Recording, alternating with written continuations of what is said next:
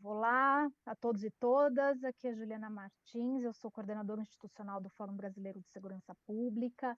A gente está aqui com um convidado super especial, que é o professor Benjamin Bowling, professor de Criminologia e Justiça Criminal no King's College de Londres, onde ele atuou como reitor interino e reitor adjunto da Dixon Poon School of Law. Antes de ingressar no King's, ele foi professor do Instituto de Criminologia da Universidade de Cambridge, professor assistente no John Jay College of Criminal Justice, da City University de Nova York. E o professor Ben Bowling, hoje a gente vai conversar com ele sobre a reedição do livro A Política da Polícia, que é um livro aqui muito conhecido pelos pesquisadores brasileiros que pesquisam polícia e segurança pública. Foi lançado em 1985 e traduzido para o português em 2004. E temos também o Arthur Trindade, que é membro do Conselho de Administração do Fórum Brasileiro de Segurança Pública. O Arthur é professor da Universidade de Brasília, coordenador do Núcleo de Estudos sobre Violência e Segurança e editor do Boletim Fonte Segura do Fórum Brasileiro, junto com o nosso diretor-presidente, que é o Renato Sérgio de Lima. Bem-vindos, é um prazer enorme ter vocês com a gente. Muito obrigada. Agora eu passo a palavra para o Arthur para fazer as saudações.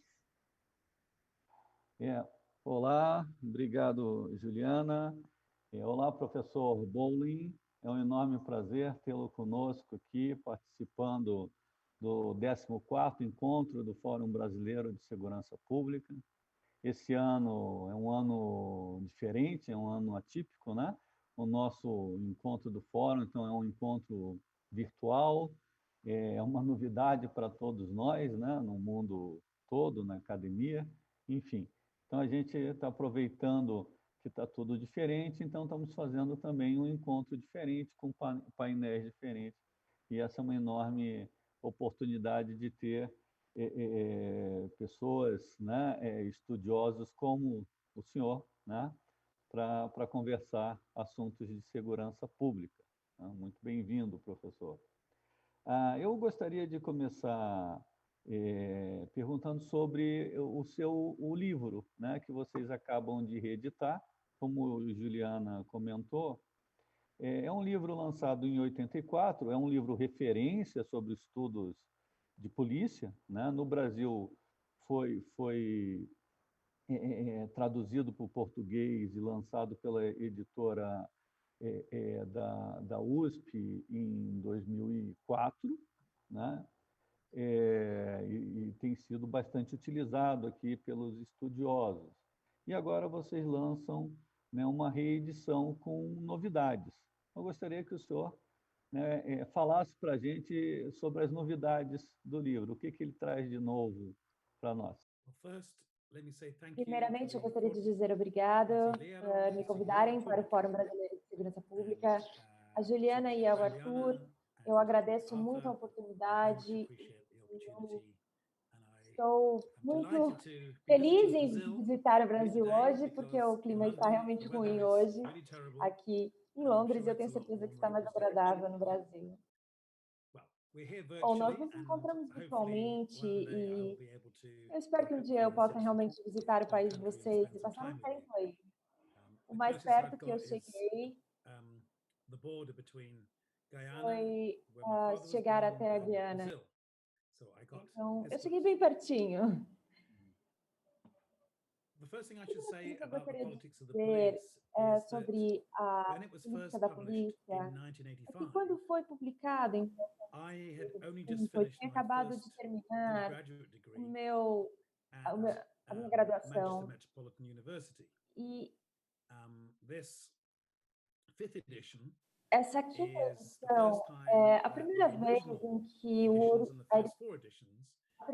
a primeira oportunidade que envolvemos alguém além do grande professor Robert Reiner. Então, as edições de 1985 e as edições posteriores foram publicadas apenas exclusivamente por Robert Reiner, que era meu professor, foi meu professor no PhD, no meu doutorado.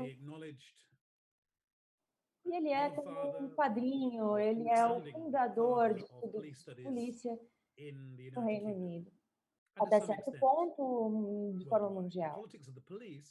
A Política da Polícia, quando publicada pela primeira vez em 1985, foi a primeira vez que um tratado com tamanho de livro foi publicado discutindo polícia.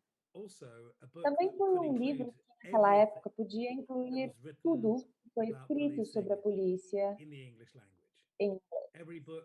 Todos os livros e artigos que tinham sido publicados até aquele momento foi usado como referência publicado na política da polícia.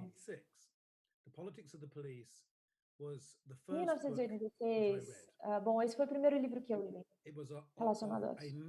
Teve uma importância imensa para o meu entendimento da polícia. E moldou a forma como eu encaro a polícia e como eu venho escrevendo sobre esse assunto nesses 35 anos desde então.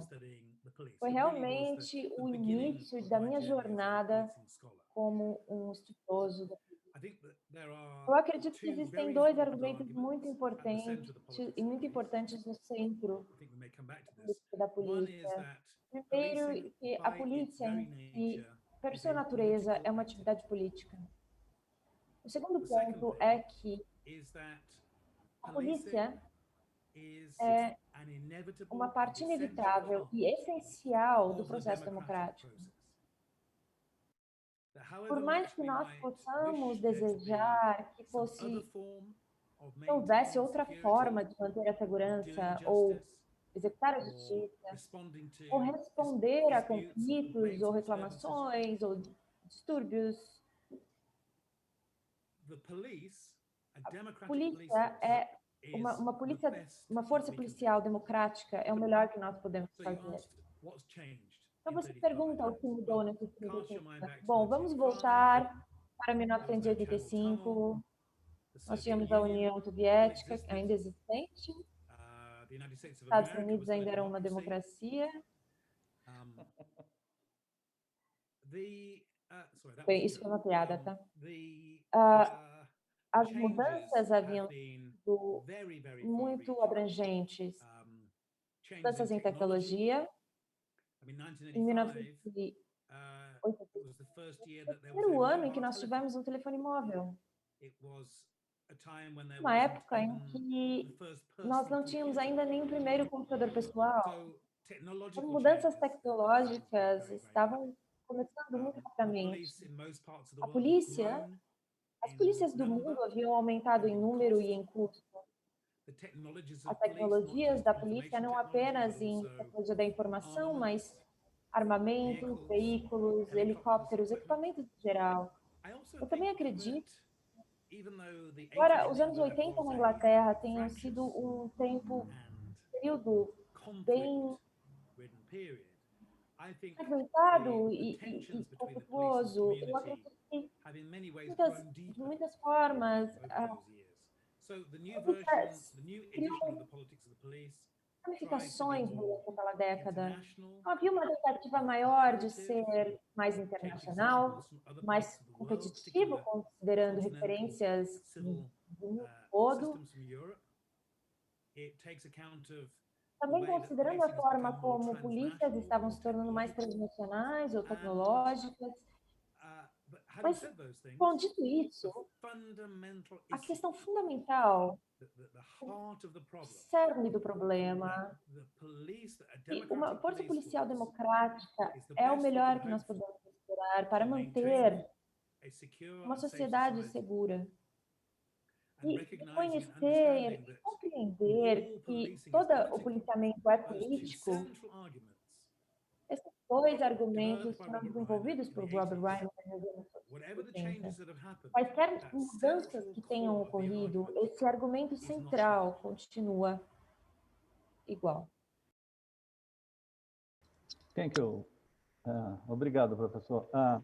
Sim, como o senhor mencionou, o argumento central do livro é que a atividade policial é essencialmente política, não é? O que me faz pensar em situações, em alguns países, profundamente desiguais, como é o caso do Brasil, né?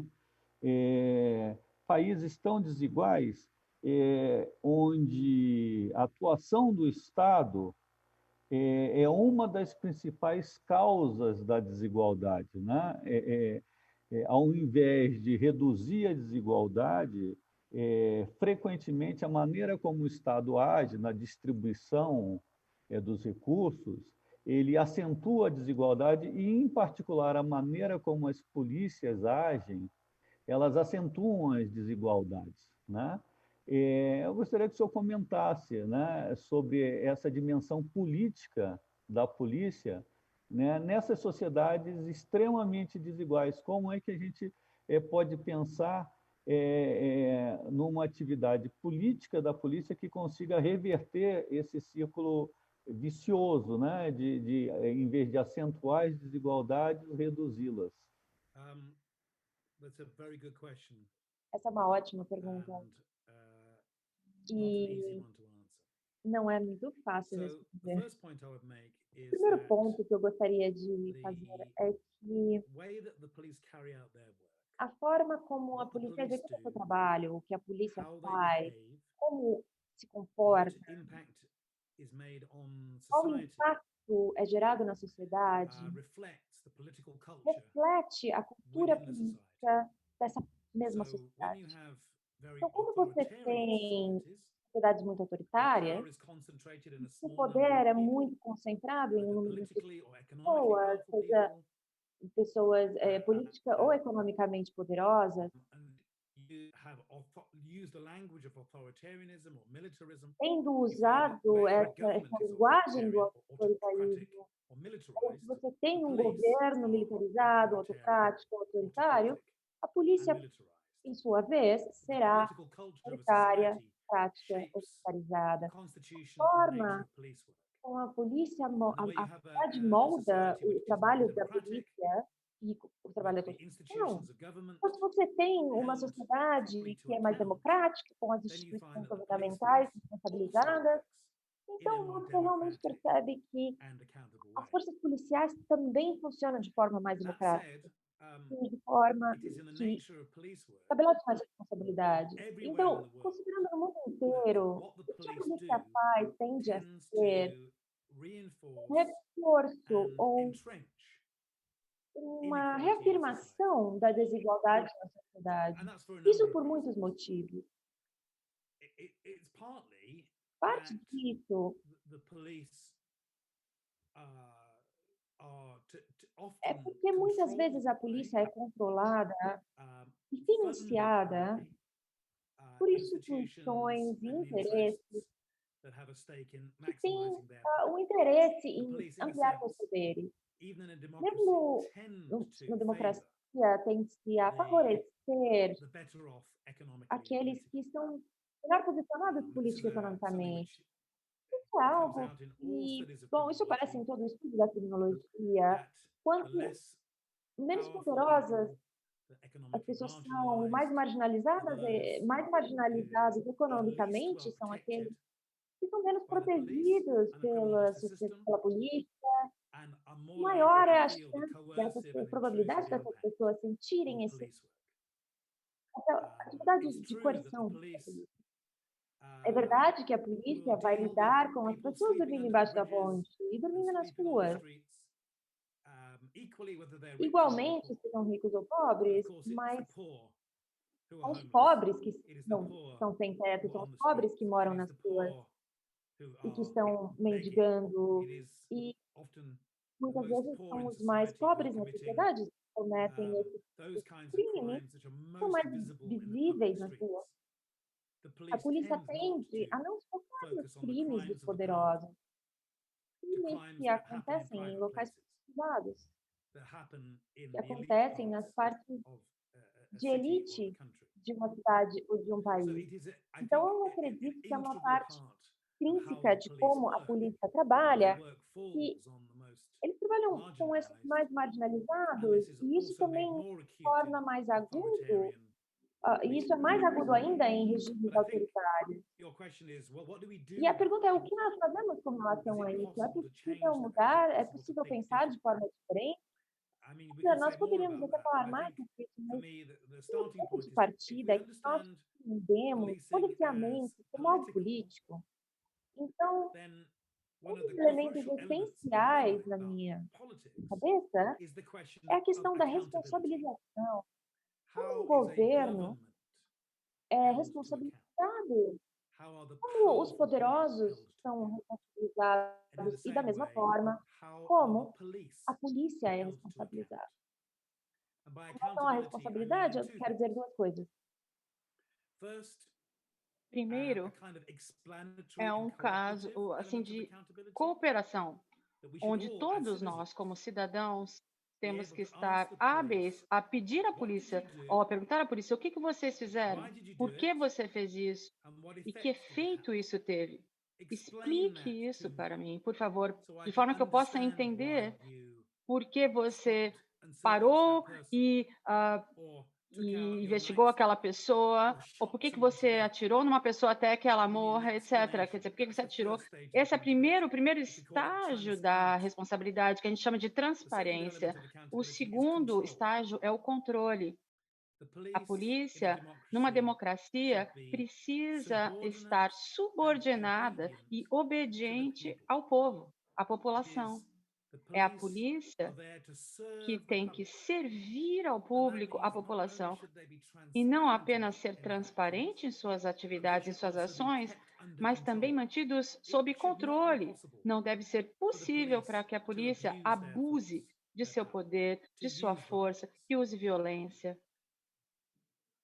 que mate as pessoas desnecessariamente. Para mim, além desse assunto da questão de como é que a gente vai conseguir uma melhor polícia, um melhor policiamento, como é que a gente evita, não é, que a polícia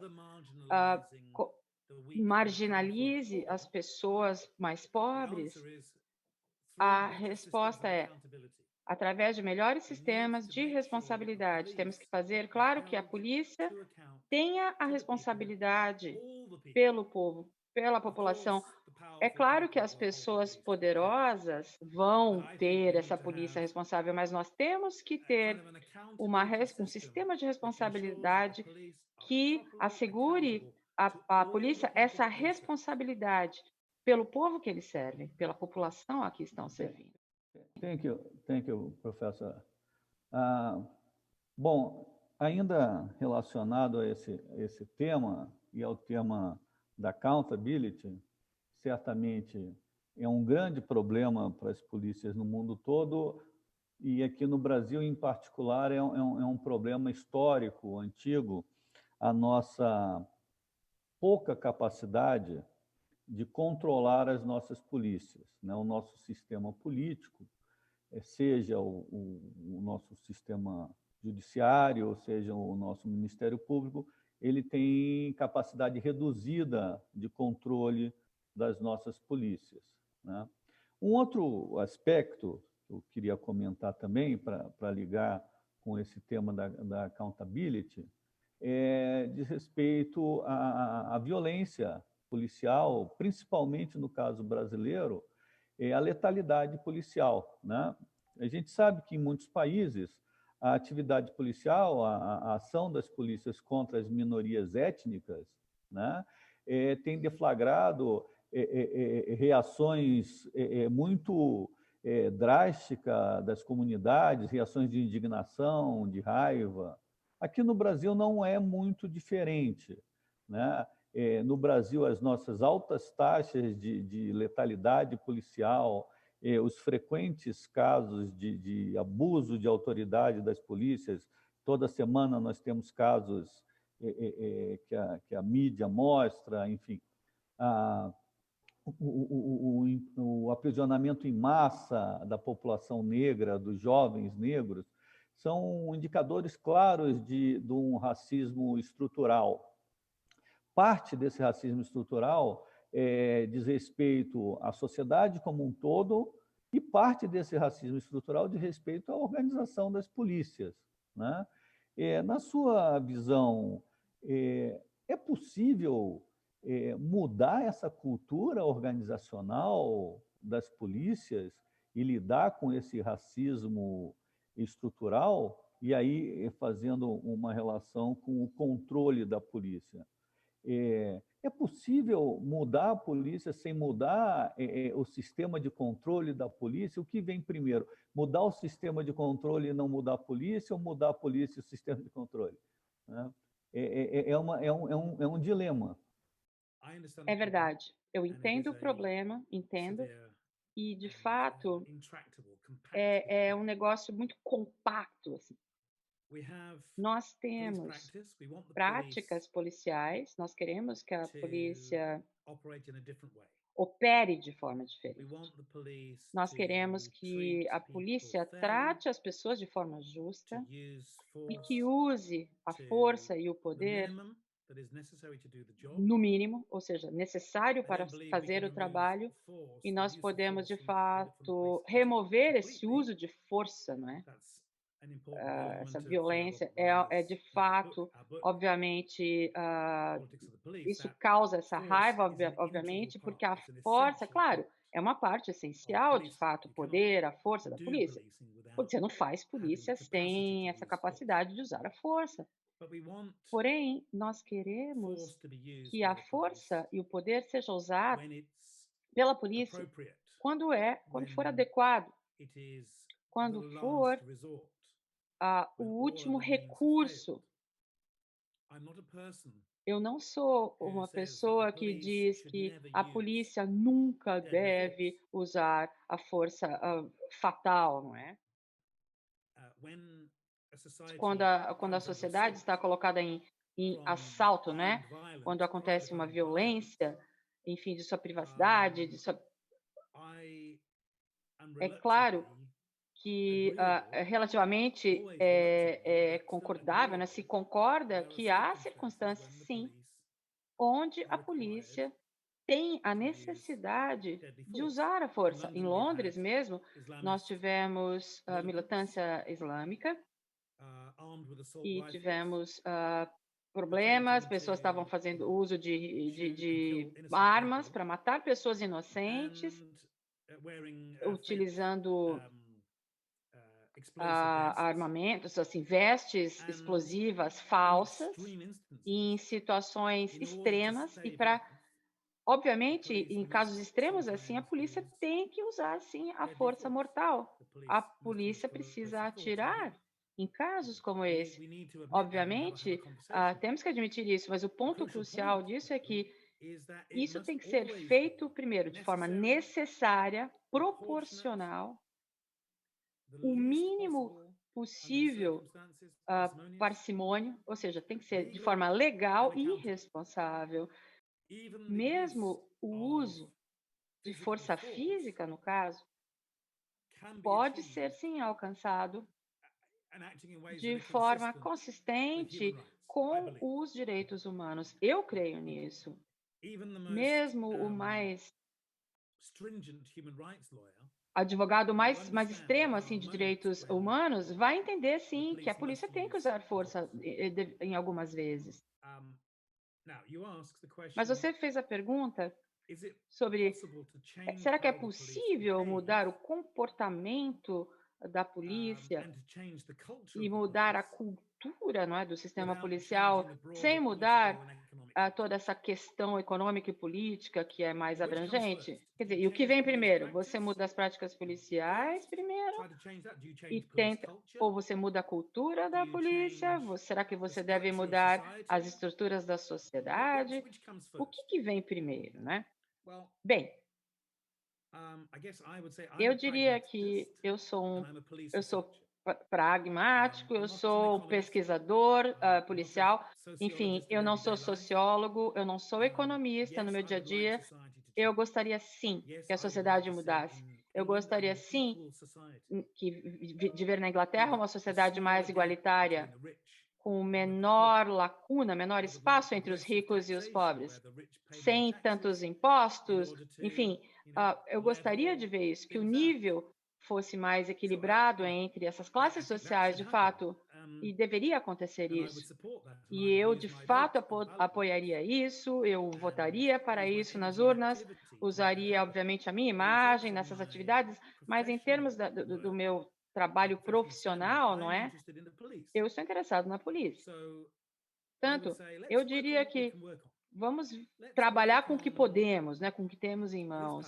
Vamos trabalhar com as forças policiais, vamos trabalhar com as práticas policiais existentes, vamos trabalhar com a cultura policial e vamos deixar os economistas, o pessoal da política, enfim, fazer com que a sociedade seja mais igualitária.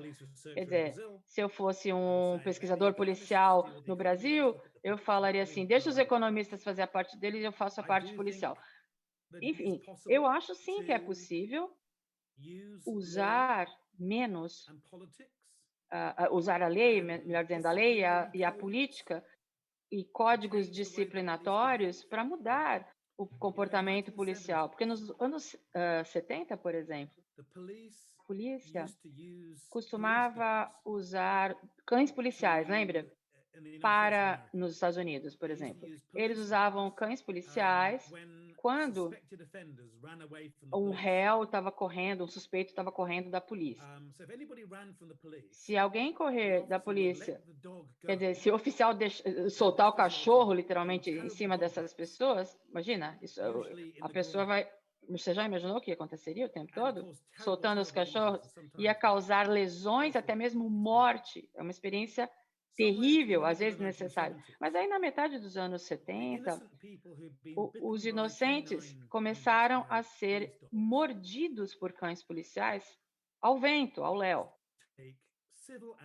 Isso moveu muitos processos judiciais contra a polícia por problemas assim seríssimos. Pessoas sendo mordidas, atacadas por cães policiais ferozes. Isso causou centenas de milhares de dólares para tratamentos médicos e tudo mais, né? Enfim, indenizações a essas pessoas inocentes que foram mordidas por cães policiais, elas não tinham feito nada errado. Tinha que mudar, né? A polícia começou a pagar porque os cães estavam mordendo as pessoas aleatoriamente. Os departamentos policiais começaram a falar: nós não temos mais o compromisso de não fazer com que os cães sejam soltos atrás de suspeitos. Quer dizer, se alguém está correndo da polícia, não é mais permitido soltar o cachorro policial, etc. Policial, se você fizer isso, você será responsável e receberá um processo judicial contra. Quer dizer, o número das mordidas de cães foi daqui de cima até lá embaixo em poucos anos. Uma vez que as pessoas, que os agentes policiais que tinham o poder, né, de machucar essas pessoas, quando eles tiveram responsabilidade pessoal e foram punidos por causa disso, mudou, né? O jeito que eles se comportavam. Eu diria, sim, nós podemos mudar a sociedade, de fato podemos, sim, podemos demonstrar isso, de fato pode haver ativistas, podemos colocar isso nas votações, etc., nas pesquisas policiais, nos investigadores policiais, mas como é que a gente vai controlar, né, a polícia e fazer com que eles sejam responsáveis pelas ações que eles têm com o povo, com a população? Bom, as suas palavras são bastante otimistas. O Fórum Brasileiro de Segurança Pública tem como um dos seus principais objetivos conectar pesquisadores, ativistas sociais e jovens lideranças policiais, né? No sentido de transformar as práticas policiais e promover políticas públicas de segurança. Frequentemente, essas lideranças policiais, ainda mais nos dias de hoje, se sentem desanimadas, né, com esse trabalho, porque percebem os limites da sua atuação dentro das polícias. Às vezes se sentem lutando contra forças muito maiores do que as suas capacidades. O que o senhor teria a dizer para animar esses colegas que se sentem, né, numa luta tão difícil né, dentro das suas instituições para transformá-las. Isso se aplica dentro das organizações, reformar, né, policiais. Você quer ver, obviamente, a mudança, mas a falta das minorias dentro da própria organização, sabe? Minorias étnicas. Na Inglaterra, por exemplo, os jovens querem mudar, eles querem ver mudanças rápidas e fortes. Como é que isso pode ser feito? Essa é a questão. Um dos meus músicos preferidos é Bob Marley. E ele diz, se você é uma grande árvore, nós somos as formiguinhas pequeninhas.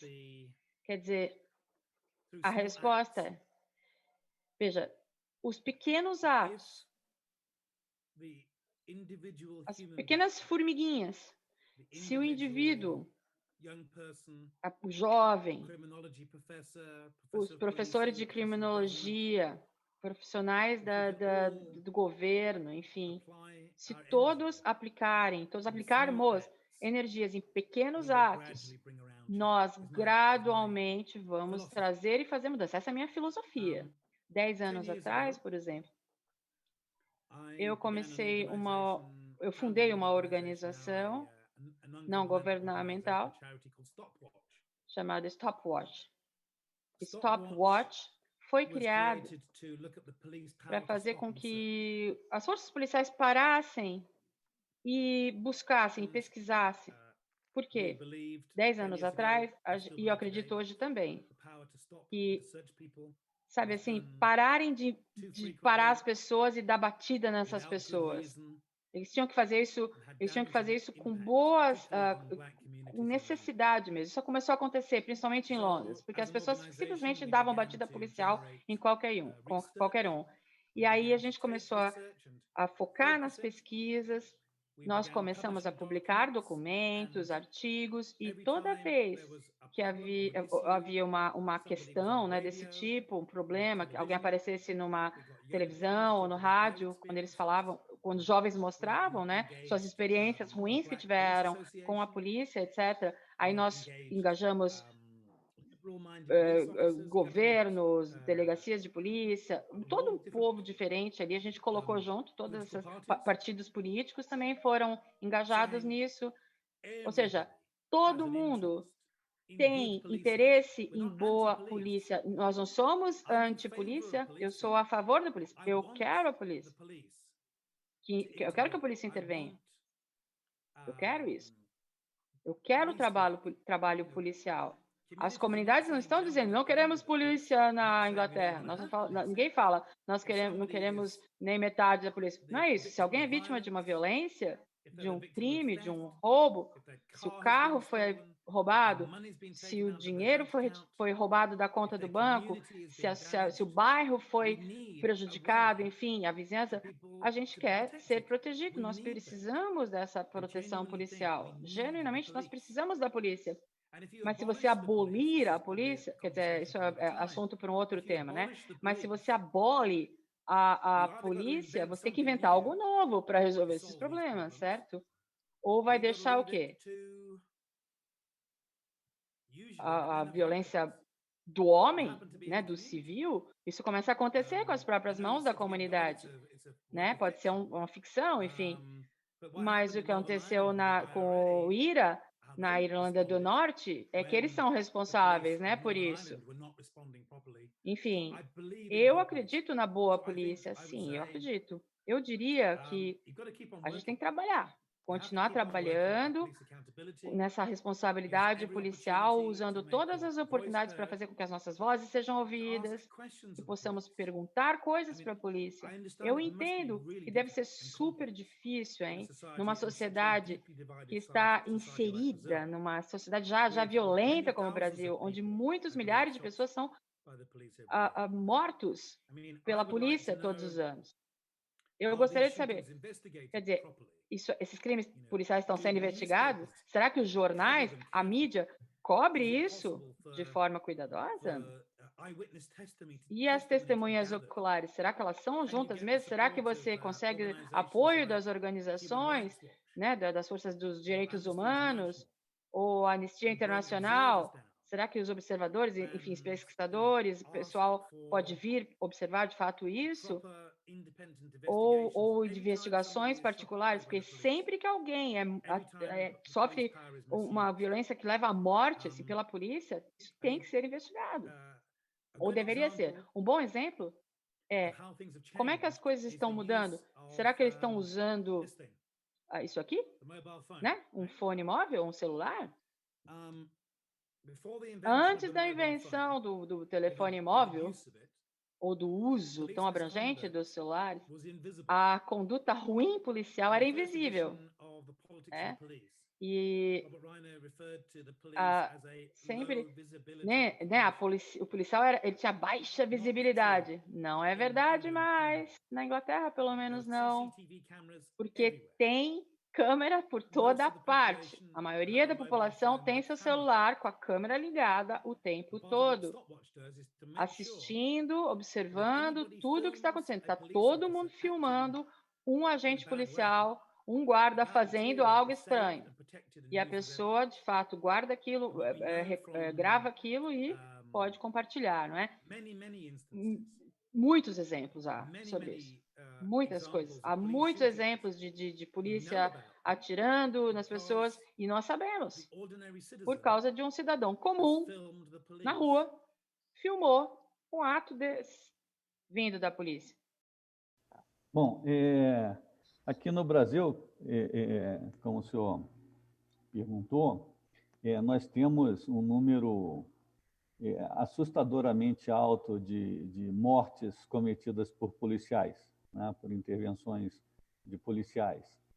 A maior parte delas não são investigadas, e mesmo as que são investigadas não chegam a serem punidas.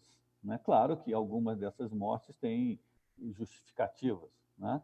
Mas são raras as que são investigadas e são raras as que levam algum tipo de punição.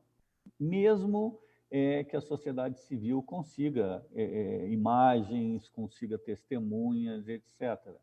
Mesmo que grupos organizados da sociedade civil, movimentos sociais, consigam mobilizar a parte, né, da mídia, etc.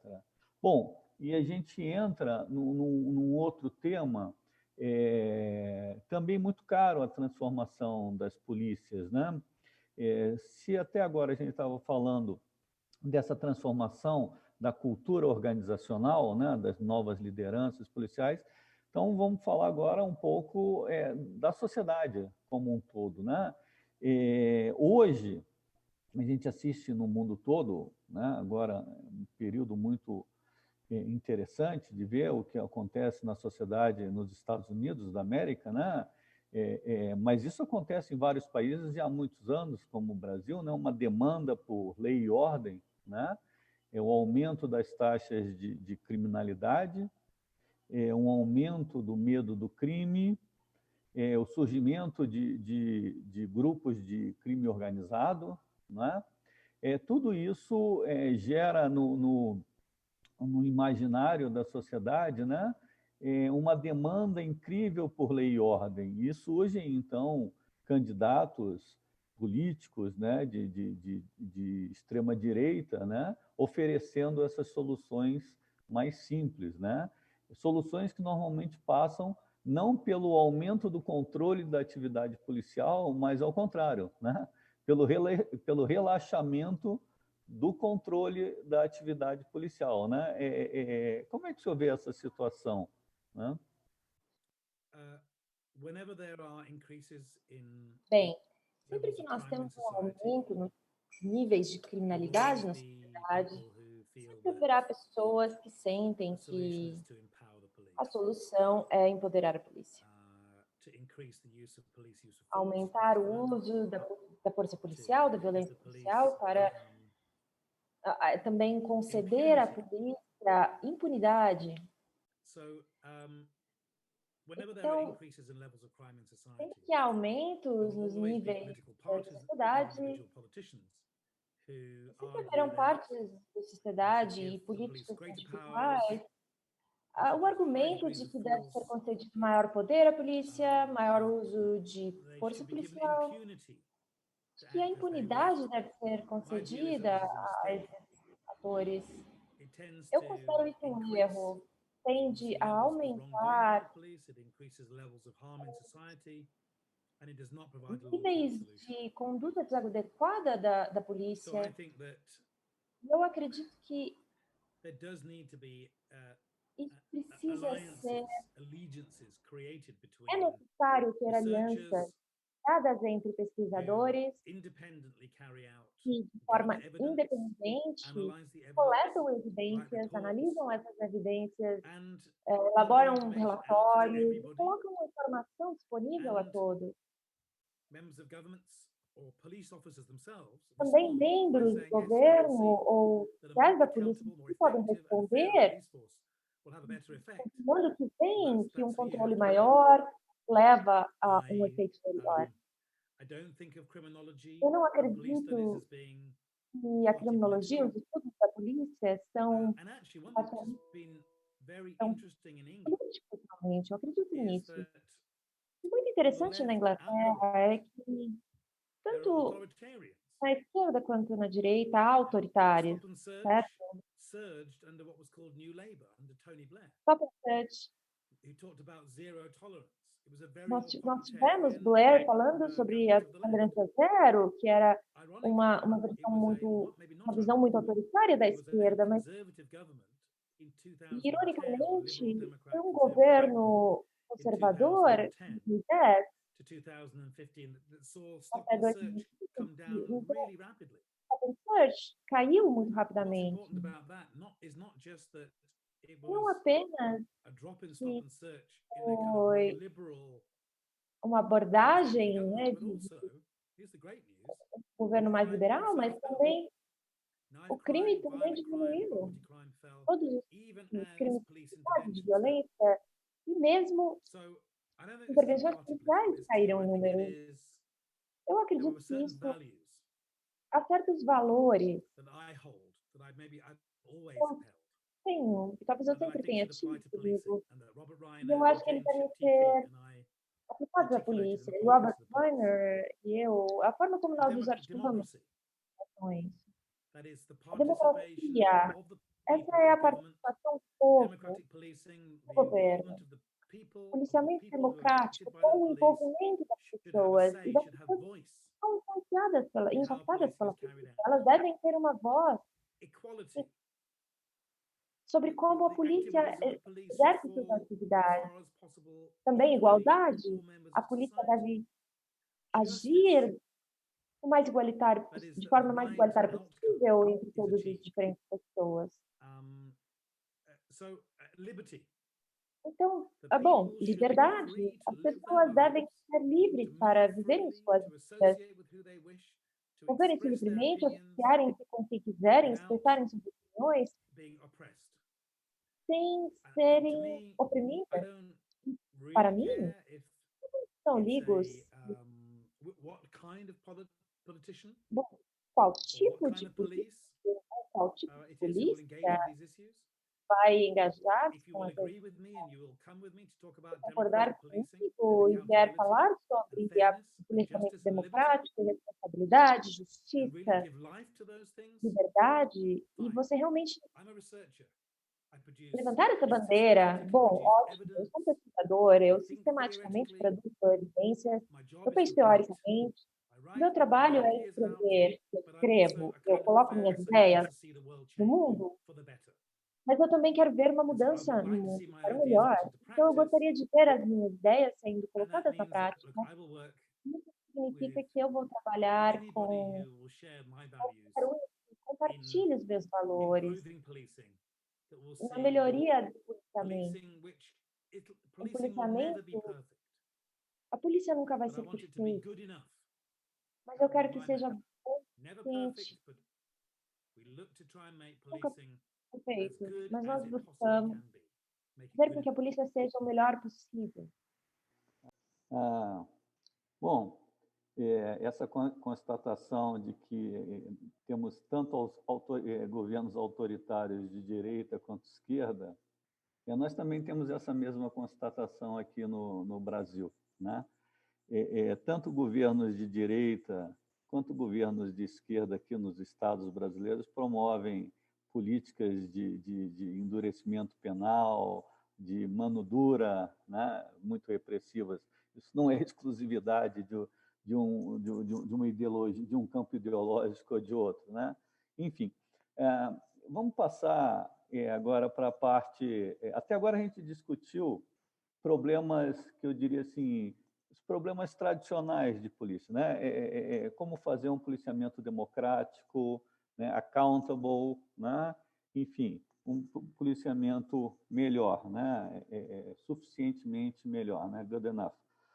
Mas, ao mesmo tempo que a gente se esforça para transformar a forma de fazer polícia, e temos, em alguns países, todos os países, mas alguns países mais, como o Brasil, um enorme gap, né? Nós também temos novos desafios de polícia, né? No livro, vocês colocam esses novos desafios, né? Hoje, no campo de estudos de polícia, fala-se muito de uma era de transformação no policiamento, né? Novas formas de policiamento, né? Uma mudança de paradigma, né? From policing to governance of policing, né? E essa transformação de paradigma traz também novos desafios, né? Uma série de mudanças trazem desafios. Um desses desafios, eu me pergunto, diz respeito à legitimidade da ação policial, né? Será que esse novo paradigma, que ainda está sendo construído, uma atuação diferente da polícia no sentido de governança, de pluralização das formas de policiamento, ela implica necessariamente numa nova forma de legitimação da atividade policial? Bom, uma das áreas desse livro, talvez tenha tido um pouco mais de tensão entre os autores, eu, Reiner Cheptek, foi essa questão. Eu acredito que todos nós concordamos que a transformação do policiamento tem sido superestimada. O trabalho de Clifford Ching e Rath. Nós tínhamos um sistema de policiamento público no passado e agora nós passamos a um sistema de governança da segurança com um corpo múltiplo de diferentes organizações policiais. Eu tenho um pouco de ceticismo com relação a isso. Eu acredito que o policiamento foi sempre executado desde o século 17, 18, por diferentes, 18, 19, por múltiplas forças. E eu não acredito que o sistema de policiamento foi substituído por algo diferente. Eu vejo polícias públicas. Eu moro em Londres, então nós temos a Polícia Metropolitana de Londres.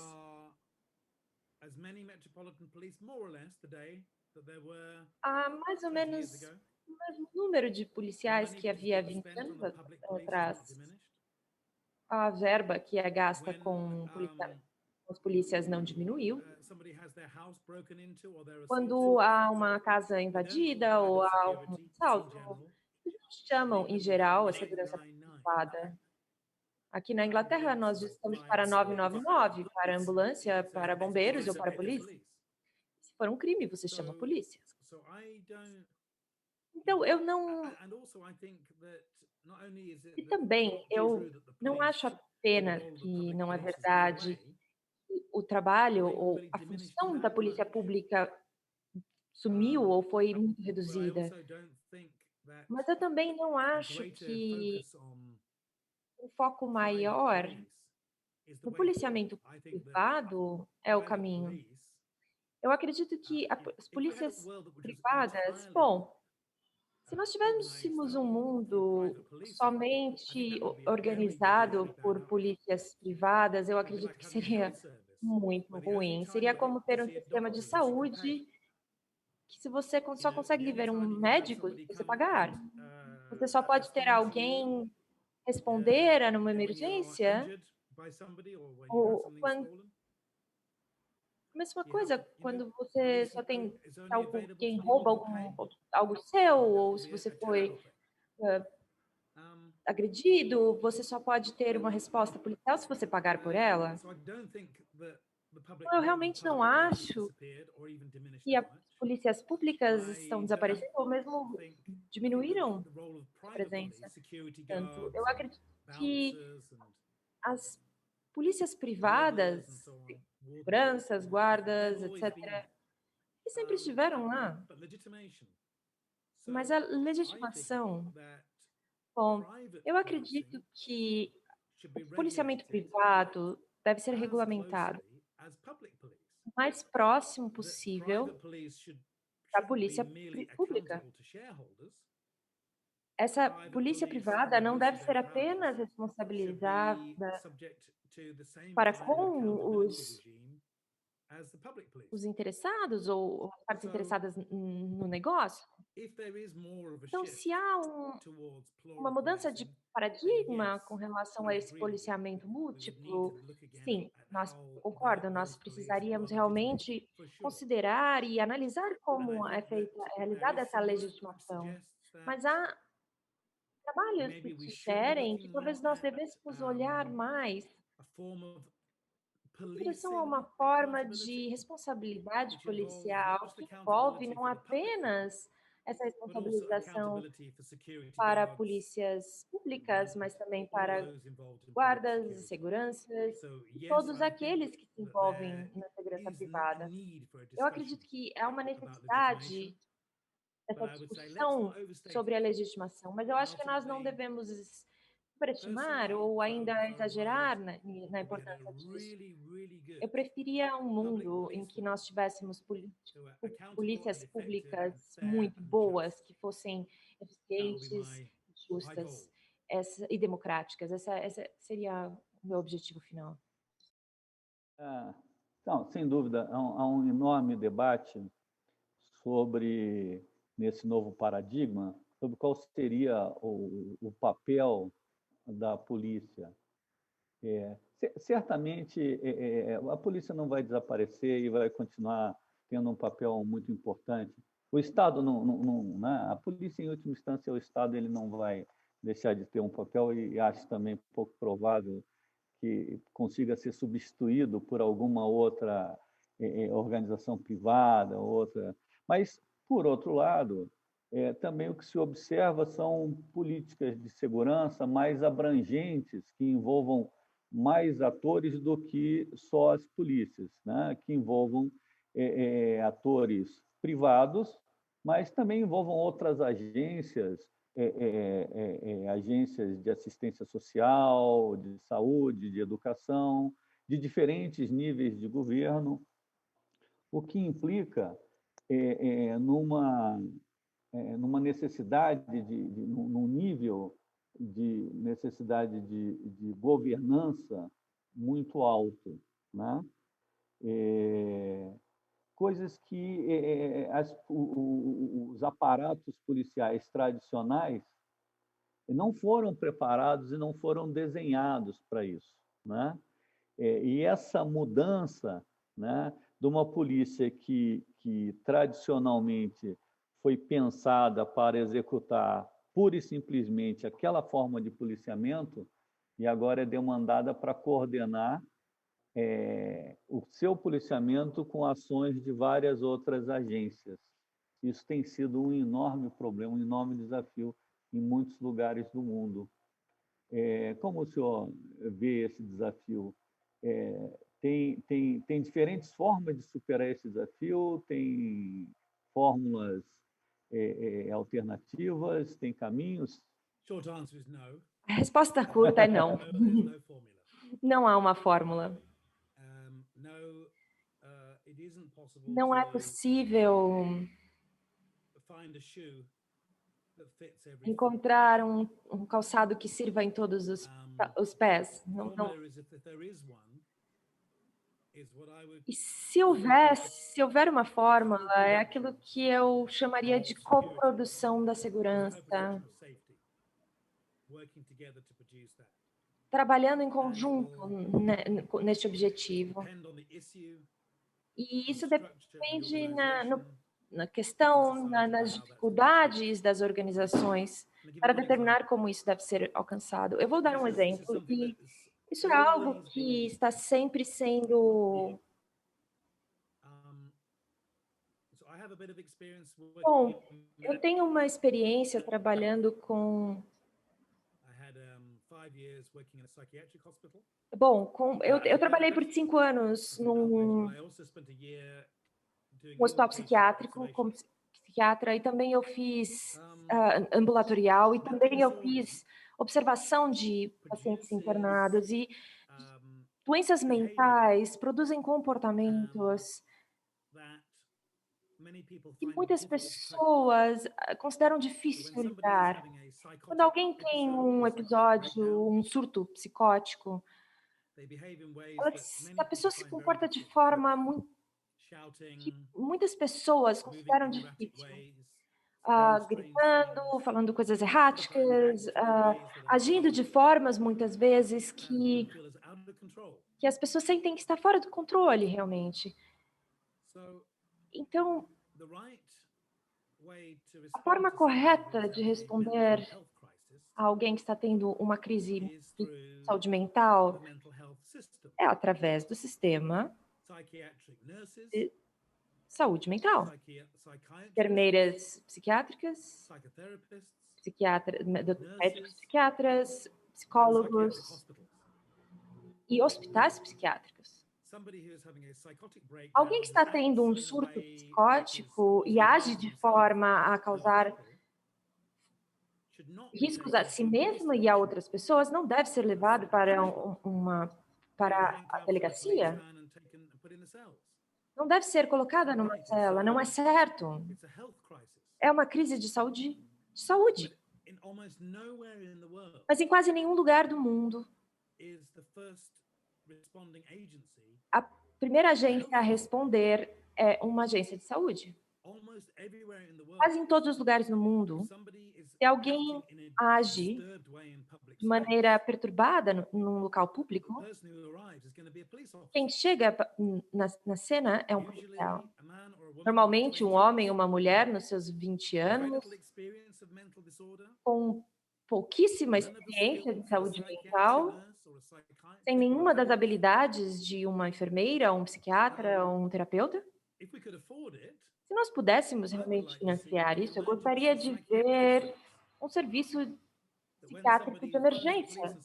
Quando alguém liga para a polícia e diz, olha, tem uma pessoa agindo de uma forma esquisita na rua, ameaçando a si mesmo e ameaçando os outros, seria ótimo, mas isso não vai acontecer tão logo. Vai ser a polícia quem vai responder. Então, quando nós temos um problema, bom, partimos desse problema. Saúde mental na comunidade. Isso é um problema, você vai ter a polícia envolvida, porque a polícia tem o poder de usar força mínima para levar essa pessoa para um hospital. Você precisa de psiquiatras e atendimento psiquiátrico, e talvez você precise de um hospital psiquiátrico com uma unidade com uma UTI, digamos, tenha um ambiente seguro para uma pessoa durante uma crise, um surto. Eu acho que nós devíamos estar falando sobre a coprodução de uma sociedade segura, e que as pessoas que estão tendo problemas de saúde mental possam ser ajudadas. Mas, novamente, não existe um tamanho único para tudo isso, porque os serviços psiquiátricos, por exemplo, são diferentes no mundo todo, a prevalência de diferentes problemas variam também, mas eu acho que o cerne desse problema é assim, essa questão. Vamos observar, por exemplo, violência doméstica, violência nas ruas, consumo de álcool, o uso de drogas pesadas, como heroína, por exemplo. Vamos começar com o problema que você quer solucionar e vamos tentar achar uma forma para solucionar esse problema. Se os jovens estão agredindo idosos nas ruas, por exemplo, vamos tentar encontrar uma solução para isso. Não vamos pensar que uma solução única vai se adequar para todos. Não, vamos pensar com criatividade. No século XXI, nós temos